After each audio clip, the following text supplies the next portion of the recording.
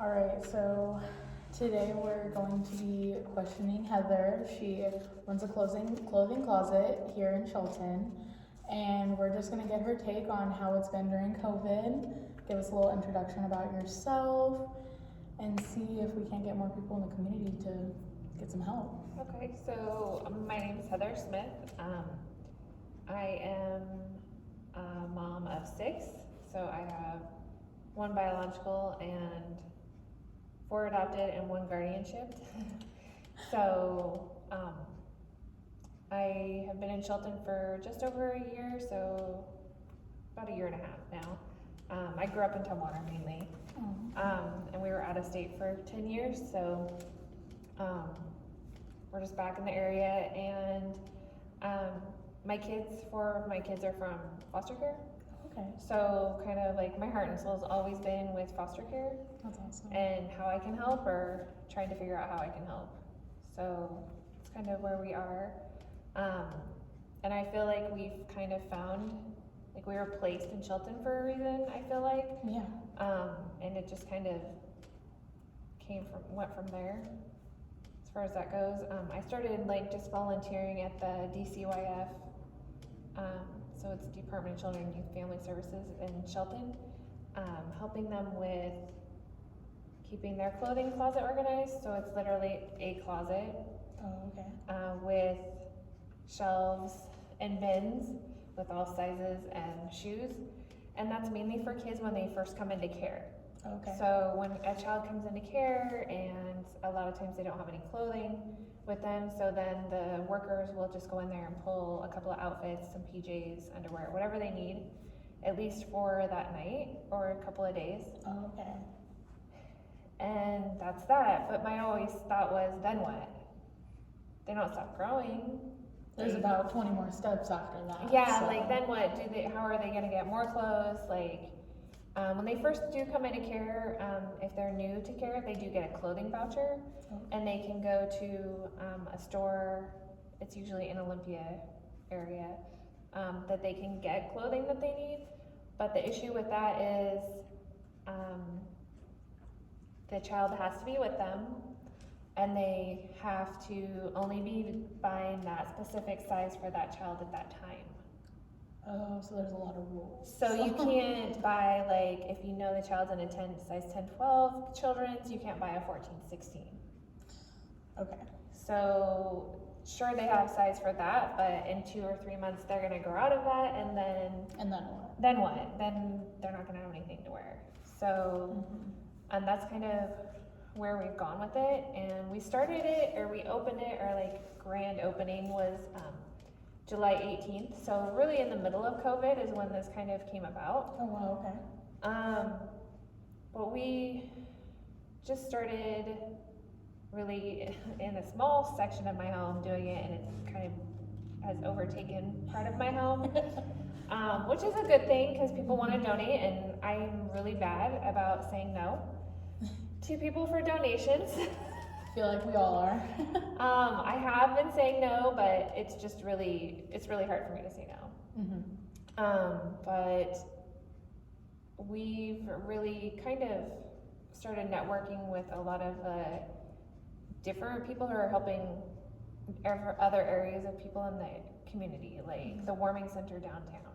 So if I go through the clothing and the clothing doesn't work for like the teens or the youth, then I'll give it to Carol, which she sorts through all of their clothing for the warming center for downtown and get it to them to go down. So it's kind of like we're dispersing it to everybody in the community, not just one specific area. That's good, yeah. So I know you started this in the middle of COVID, but how has COVID like affected everything that you've done since it started? Well, so when we first started, I was having it kind of open on every other Saturday for foster families to come into the home, and they could pretty much shop just like they were at a store for clothing for any of their kids that are in their home. And that was working because we weren't having a lot of people in the home at once. But my husband also works in the medical field, so it's not necessarily we're worried about him getting someone else bringing it in. Is we're more concerned about him bringing it home from work, and we don't want to spread it. For sure. So it's been really, I think that the hard part is not, people not being able to come in and pick things out themselves. And having it open more frequently so that we could reach more people, but also that,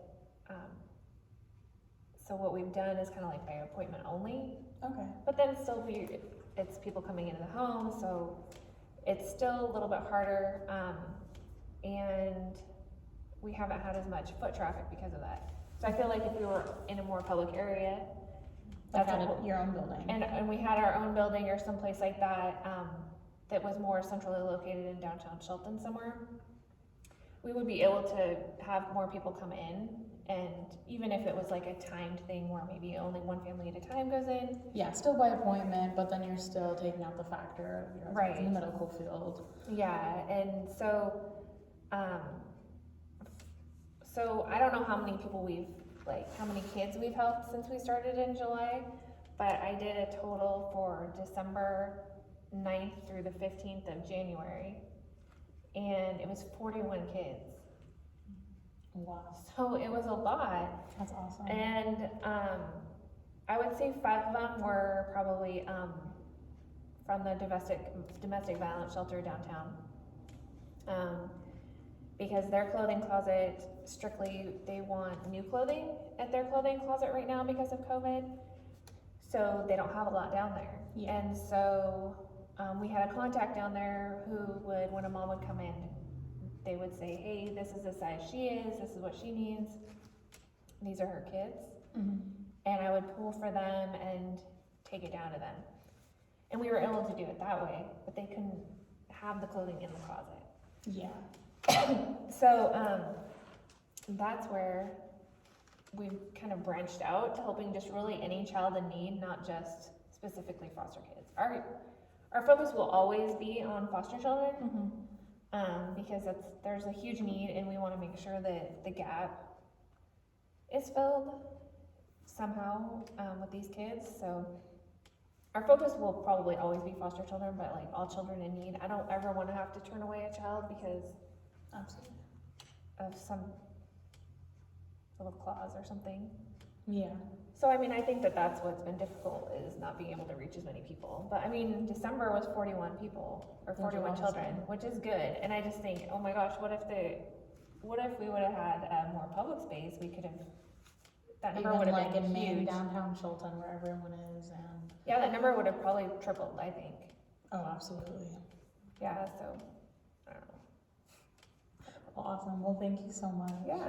I appreciate you answering all of our questions. Yeah, I mean, I was trying to think of anything else that we might be able to say, and I mean, I guess that we're really just trying to make sure that the kids have everything they need, maybe something they want, have a clean bed, bedding.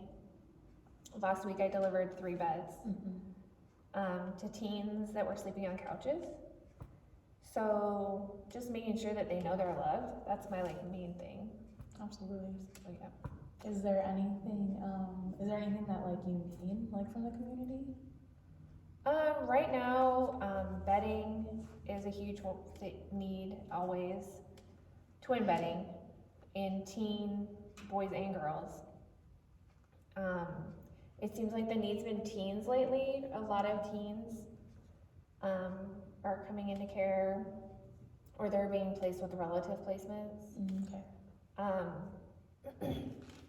So that's the other thing right now because of COVID. I think that a lot of what's happening is children are being taken away from immediate families, but relatives are saying, I will take them, but I don't have anything. Yeah. And so that's where those social workers have been calling me, hey, do we have a twin bed? Do you have this? And the social workers really do want to make sure that the beds are new, and I can't blame them Yeah. for that. Like, they want a new, clean mattress, you know? Yeah. And, so that's been the need so far lately. I mean, monetary donations are good because we are trying to move the location out of my home and into a more secure and more public place. So monetary donations, I think there was an Amazon wish list made up. Okay. Socks and underwear, always good. Hygiene items, anything like that. Awesome. All right, All right. Well, thank you so much. thanks.